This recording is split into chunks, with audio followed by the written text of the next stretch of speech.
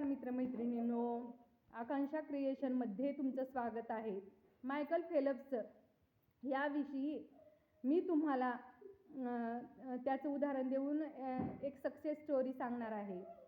Michael Phelps हा असा ADHD या नावाने ग्रस्त मुलगा होता.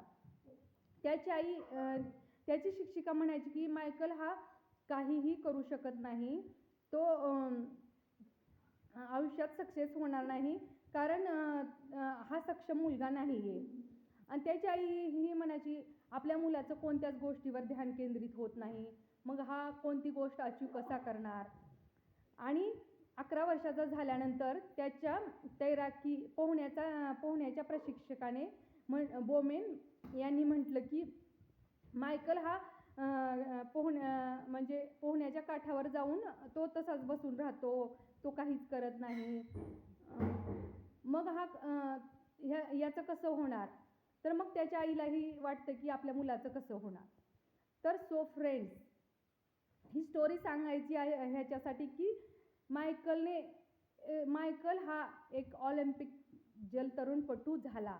पण तो कसा झाला. तर 14 वर्षाचा असताना त्याने त्याच्या प्रशिक्षकाच्या सहाय्याने तो पाण्यातच 7-7 तास बसून राहायचा. सुट्टीच्या दिवशीही तो पोहण्याचा सराव करायचा. त्याने त्याच्या कमतरतेवर मात केली.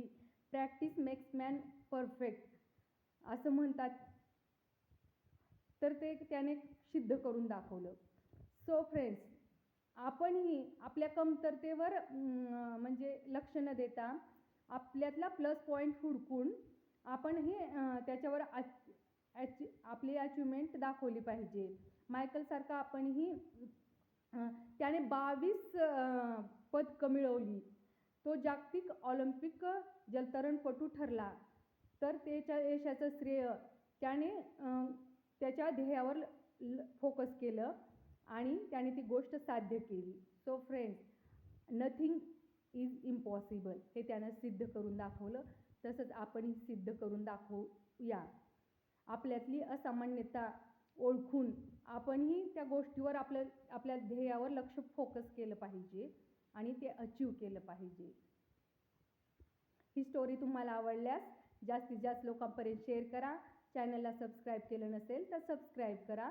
कमेंट द्यायला विसरू नका.